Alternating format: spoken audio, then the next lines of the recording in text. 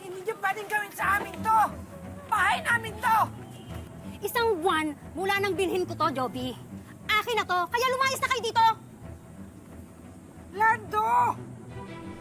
Bakit mo binenta tong bahay? Hindi ko alam. Pinapirma lang sa akin doon yung papel eh. Tapos, Pumirma ka naman! Ano ka ba naman, Lando? akin na yung kontrata! Bitawan niyo ako! Lando! Ang sasamahan niya! Ang sasamahan niya! Ang sasamahan niya! Dahil may hirap kami! Dahil may hirap kami! Hindi mo nila!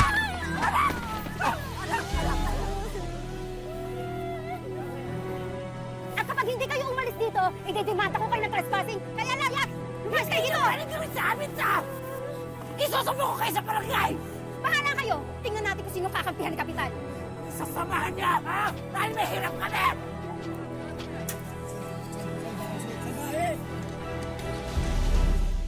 Madalas kung sino pa ang mga inosente at walang laban, sila pa ang pinagtatawanan, kinukutya at minsan pinagsasamantalahan. Gaya po ng tampok naming kwento ngayon, isang binata na may problema sa pag-iisip o mentally disabled. Sila ba ang mga dapat na ituring na may kapansanan o ang mga taong umaabuso at hindi umuunawa sa kanila? Magandang araw po mga kapuso. Ako po si Vicky Morales at ito po ang Wish Ko Lang.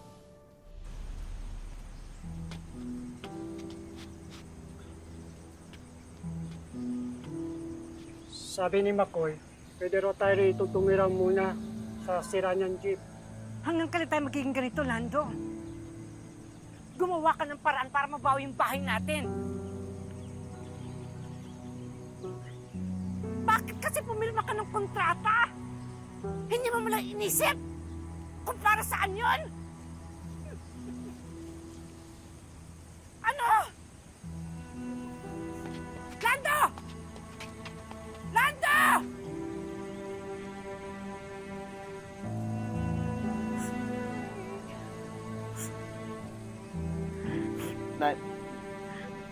Naitigil mo, drive, bro.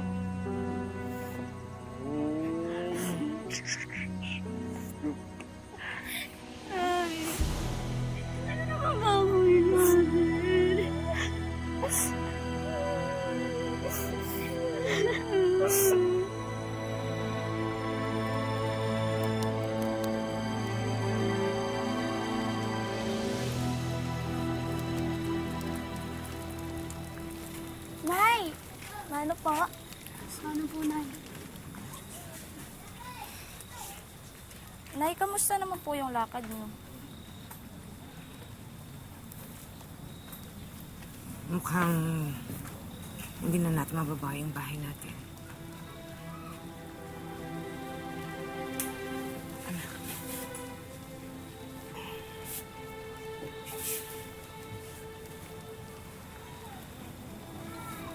Tapos yung tatay niyo, ilang araw na hindi nagpapakita. Mukhang talagang iniwan niya na tayo. Ano pong gagawin natin?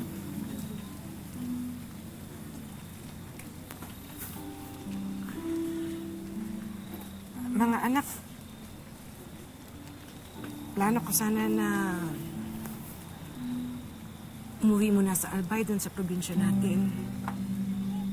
Kaya lang, hindi ko naman kayang buhayin kayong lahat. Kaya, naisip ko na siguro mas mabuti kung iiwan ko na lang muna kayo sa mga tiyahin niyo. Habang naghahanap ako ng trabaho at saka nag-iipon ako. Tapos ikaw, JR, doon ka na lang muna sa lola mo sa Mandaluyong, ha? Kay Lola? Sige, sige.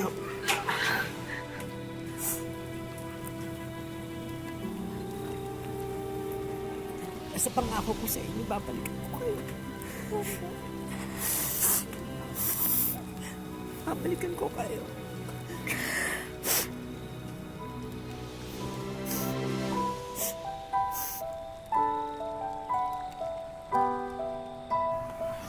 Jason. Apa dito? Ay, Jason, ito si JR ha, anak ni Tita Juby mo. Tutulungan ka niya dito. JR, ito si Jason, pinsan mo ha. Sheila, bahala dyan. Ay, naku, wag mo siya tuturuan ng mga kalokohan, Jason ha. Ako pa ba? Kilala kita. Oh, bahala na kayo dito ha. JR, ha? Uwi muna ako ha. Sige la, Ikaw ha? ingat po.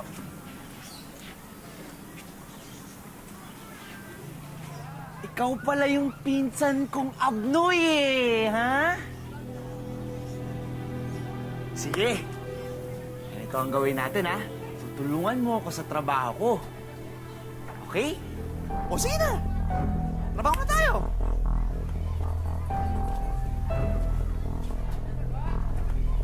O, ingat, ingat. Ingat. Balik mo dun.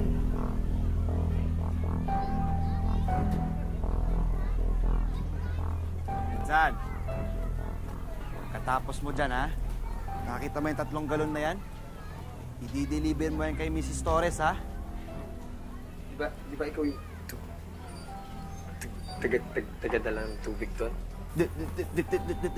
Nagreklamo ka ba? Kuya mo ako, di ba? Dapat sinusundan mo lahat ng sinasabi ko. Wisit ka naman, no?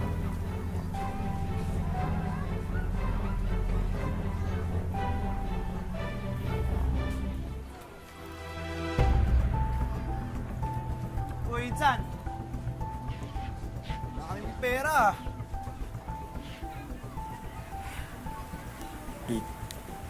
Ipon ko para pag balik nanay may pera. Insan, baka pwede mo naman ako pautangin kasi nubo ako eh.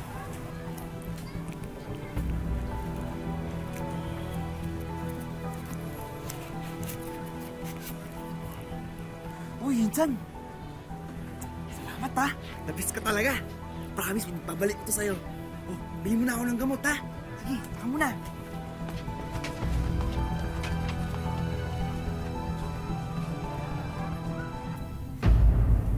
Jason, ano itong parang usok na naaamoy ko dito? Naninigarilyo ka ba? Wala, ala! Nubo lang ako. Nubo lang po. O sige na, linisin mo na yung kulungan ng mga aso ha? Ngayon na! Papula, problema. Ako po bahala na. Sige po, ito po kayo. Mungay ang mata mo.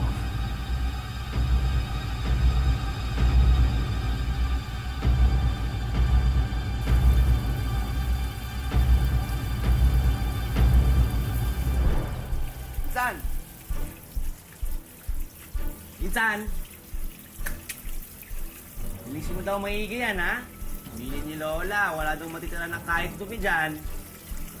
Hoy! Usap kita. Baho? Pasok ka sa loob, bilisin mo maigi, dili. Oh, eh, no? Kita mo yung dumi dyan, oh. Ayan pa, oh. Dili, pasok ka sa loob. Dili na. Yan, bilisin mo dyan sa loob. Yan, yan. Dito, dito, oh. Dito. Dito.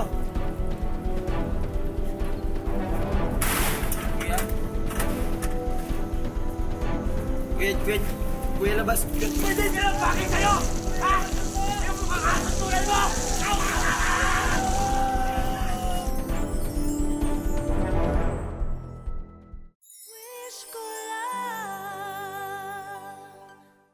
Napilitang ipaampon si JR sa kanyang lola at dito na siya nakaranas ng pagmamalupit mula sa kanyang pinsan. Jason, loko ka talagang bata ka, ha? Hoy! Ano naman? Ano napasin mo? Ha? Ano napasin mo? Alala! Huwag mo ako masigaw-sigaw, ano? Naglilinis lang kami! Naglilinis, ha? Ano napasin mo? Buksan mo! Ayan na! Pumunta ka sa tindahan, maghintay ka! Ano? Ay! Tama na! Ano na? Babae!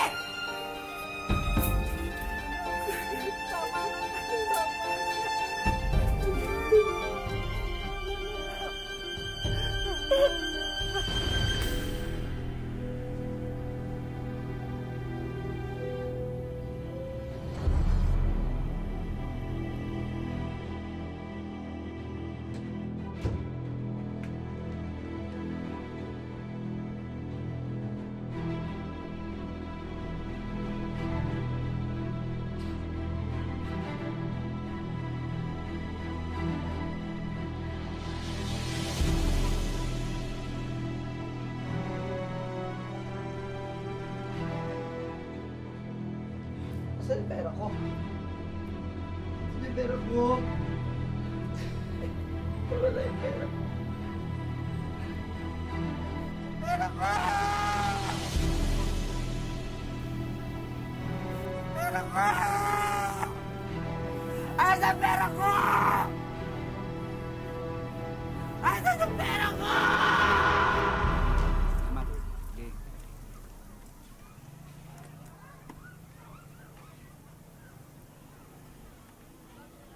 Oh. Nakasimangot ka dyan.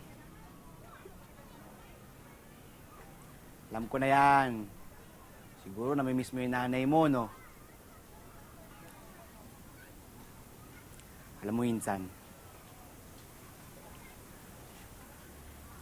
may gamot ako para dyan. Para dyan sa lungkot mo. Sigurado ako, pag kinamit mo tong gamot na to, mawawala yung lungkot mo, Insan. Promise!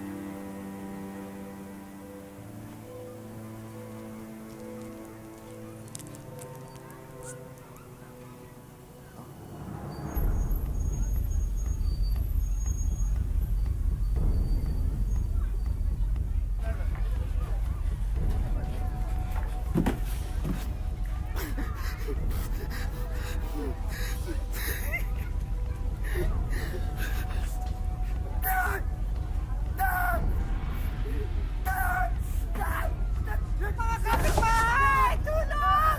Sino ba nang ginawa mo sa pinsan mo? Pinsan! Ha? Wala ka talaga! Laki sa pinsan mo! Wala akong ginawa dyan, ha? Ano ba na ginagawa mo? Ano ba? Tingnan mo na walang silbi! Lahat na nasa bayan mo binigay mo sa akin! Ha? Gusto mo ba kaya walang kapuha yung pinsan mo? Ha? Ano sa buwan ang loob binigay mo sa akin? Lumayas ka! Layas! Ako mapalayasin mo! Wala akong ginawa sa'yo, wala! Ano mo yan? Ano mo yan? Ano ba ginawa mo, ha? Ano? Ano? Mga kapitbahay!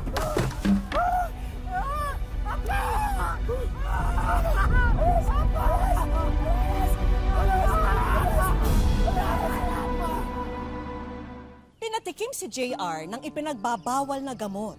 At dahil dito, ang dating malambing at mabait na binatilyo ay naging bayolente.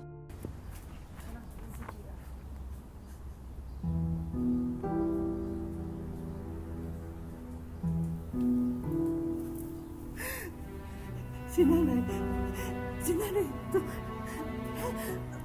Di ba sabi ko sa'yo, babalikan kita.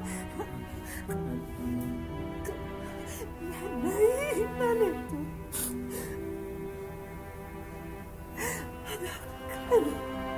Nanay, ako? Nanay mo ito. Nanay, mahal ako? Mahal ka rin, nanay. Anak, sorry. Pero iwan ako. Alis ka ba si nanay? Hindi na kita iiwan. Hindi na kita iiwan.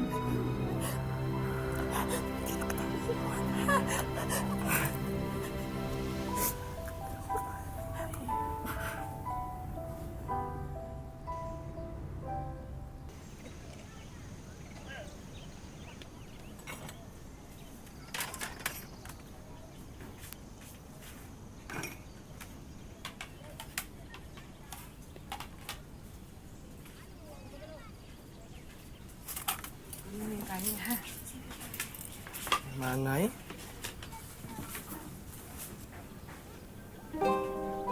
Nanay?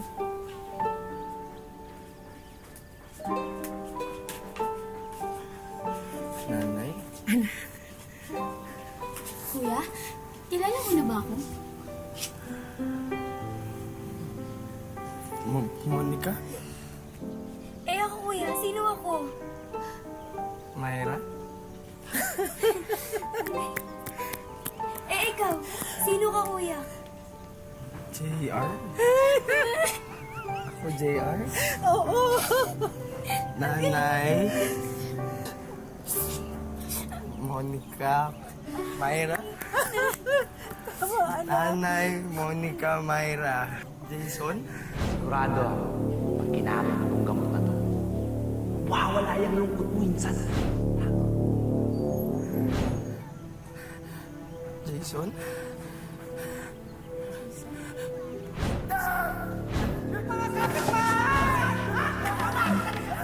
Masakit ulo eh. Masakit sa ulo. Hindi siya masarap eh.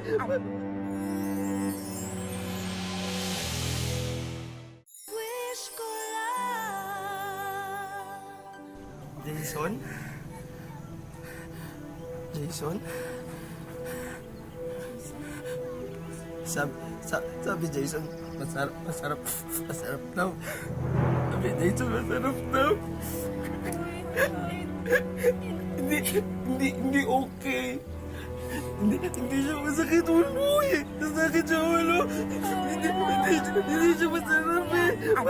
Masakit sa ulo. Madami kong kita. Sabi Jason, sarap. Sabi Jason, masarap. Hindi mo masarap eh.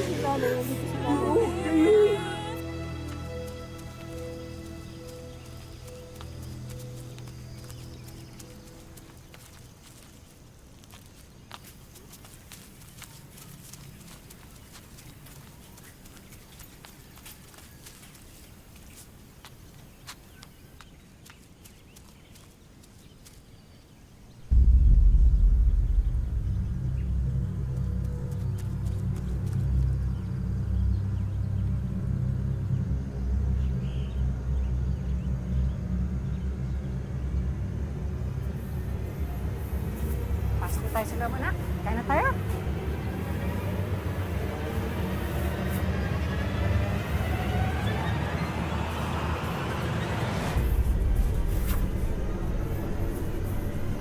Iwan mo, JR? Bigay mo, JR? Hindi, anak! Bigay mo, JR! Tulong! Iwan mo, JR! Bigay mo kami! Tulungan ako! Tulungan ako! Bigay mo kami! Tulungan ako! Tulungan niyo ako! Tulungan niyo ako! Binibigay mo kami! Binibigay mo kami!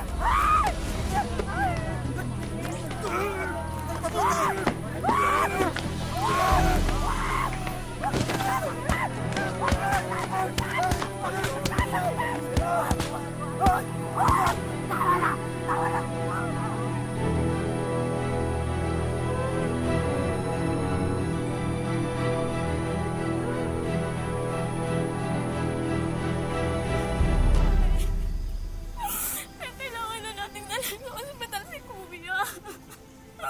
Tingnan niyo. Matik na niya kayong mapatay, oh. Hindi ako papayag. Anak ko siya. Kuya niyo siya. Hindi ako papayag na makulong siya sa ospital. Na parang isang ulol na hayop.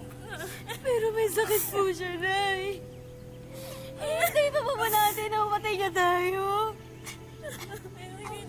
Tama na, tama na. Hindi ako papayag. Hindi ako papayag.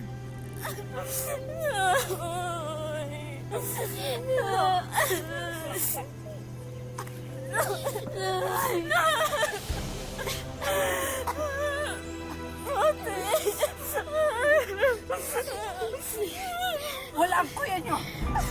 Wala ang kuya niyo. Hanapin natin. Dali!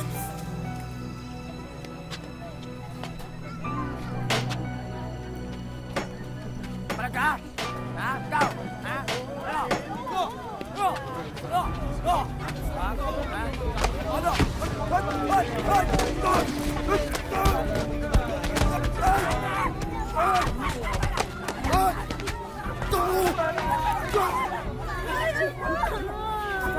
Delikado na yung anak mo, Aling Juby. Pakulong mo na kasi yan. Tama na. Kaya mo na ipakulong ang anak mo. Lumayas na kayo dito. Nakakaperwisyo na kayo. Tama, nakaka-permission na kayo. Umalis na kayo dito. Wala. Sinawa mo yung anak mo eh.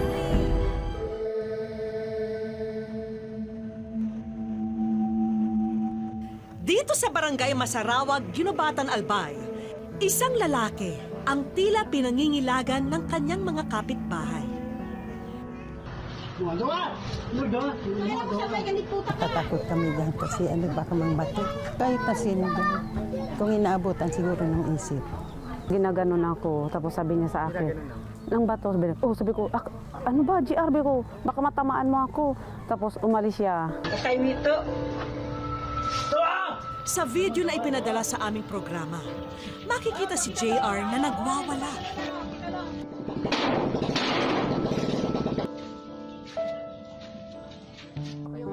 Siya si JR Opiana, 34 na taong gulang. Pero eto siya na madalas natuliro, laging walang kibo, at may mga pagkakataong nagiging bayolente at agresibo. Ito si Jer talaga para salita kung ano-ano, tapos nananakit kung sino-sino, tapos nakakita daw sa puna ng akasya doon. Aminado si Aling Jovita na ipinanganak na hindi husto ang pag-iisip ni JR. Masakit po kasi hindi na nga po ako makaalis-alis. Gusto ko magtrabaho, di ako makapagtrabaho. Ayun na lang palagi ang pinagbabantayan ko. Kasi nananakit siya dito, di ko man maiwanan. Para kay Aling Jovita, magiging panghabang buhay na niyang pasalin ang kalagayan ni JR. Naisin man niyang mapatignan sa espesyalista ang anak, tila malayo naman daw ito sa realidad. Kulang na kulang kasi ang kanyang kinikita sa pangunguhan ng pili at ang ipinadadalang pera ng kanyang anak. Ang gusto ko po muna kay Jer na matulungan siya sa pag-iisip niya. May ano po siya, madala maipagamot. Ipinarating ni Monica sa aming Facebook page ang sitwasyon ng kanyang kuya JR. Awang-awa raw siya sa kanyang ina na mag-isang nag-aaruga sa kanyang kuya. Sumulat po ako sa programa ng GMA sa wish ko lang para po matulungan yung kuya ko sa kondisyon niya kasi alam kong nahihirapan na po yung kuya ko. Kahit ganun po siya, isip bata. Naaano niya po magluto, maglaba, lahat po ng ano kaya niya. Ngayon, hindi niya na magawa dahil sa sitwasyon niya na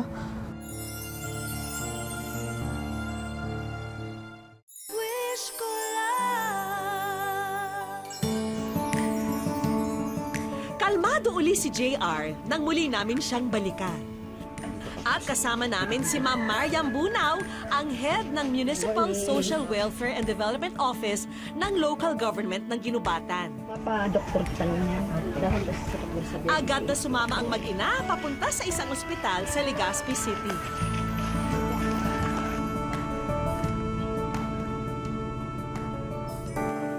May appointment kami sa kaibigan naming psychiatrist. Sa unang pagkakataon ay maipasusuri si JR sa espesyalista. Ang diagnosis ko sa kanya is schizophrenia saka intellectual disability disorder. No? Yung schizophrenia dahil doon sa simptomas na nagsasalita siya mag-isa, no? Nagiging violent siya. Panghabang buhay raw ang kondisyon ito. Pero sa tulong ng medikasyon, maaari namang maging manageable at functional pa rin ang isang taong may schizophrenia. Ang goal natin dyan sa management is that pag binigyan natin siya ng gamot, kung ano yung dati niyang nagagawa, yun yung una natin na gustong i-attain. Nagbigay si Doc at ang ospital ng libreng gamot para kay JR. At kung magiging regular ang pagpapacheck up at pag-inom ni JR ng gamot, maiwasan daw ang pagsumpong ng kanyang kondisyon. Pero teka, Aling Jovita, may iabot pa ang isa naming kaibigang doktor. Wish ko lang, Ma'am Becky, sana po mapansin niyo po ang aking kuya. Pinapasok na namin si Monica na galing pa sa Antipolo. Tutulungan ka na niyo. Sinimessage ko po sa inyo maraming beses. Ngayon po nagkatotoo. Ang Department of Health saka ang Bicol Regional Training and Teaching Hospital po ay handang tumulong sa inyo. Pumunta na po kayo dito and through our social services po ng Ginubatan, pwede po natin tayo magtulong-tulungan po tayo dito. Dito na nabatid ni Monica na natupad na ang kanyang matagal ng hiling para sa kanyang kuya. Nanay, ako po si Brother Manuel. Bukod sa tulong ng ospital, isang NGO pa ang magbibigay ng medical assistance kay JR. Gusto po namin award sa inyo to para kay JR Opiana.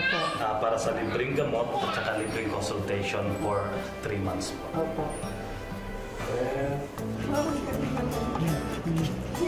At hindi pa natatapos ang aming sorpresa. JR, Aling Jovita, pagdamutan nyo na po ang sandamakmak na groceries na ito na maaari nyong ibenta. Dinagdagan na rin namin po ng ihawan business. Mama, thank you po. Sobrang thank you po. Wish ko lang. Opo, at kaya yan po ang gusto ko talaga sa amin na magkaroon ako ng kabuhayan. Ako masayang-masaya ako tayo na paghahanap buhayan. Sobrang salamat. Ngayon lang po nangyari sa buhay po namin. Tanggapin nyo rin po ang karagdagang medical assistance na mula pa rin po sa aming programa. Hindi mapapantayan ang ligaya ni na Aling Jovita ng mga oras na yun. Ngayon, mas nakikita nila ang pag-asa na manunumbalik ang dating sigla ni JR. Hindi dapat katakutan, pagtawanan at lalong hindi dapat abusuhin ang mga kagaya ni JR. Dahil mas kailangan nila ang ating pangunawa, pagtsatsaga at kalinga. Hanggang sa susunod na Sabado mga kapuso, ako po si Vicky Morales at ito po ang Wish Ko Lang.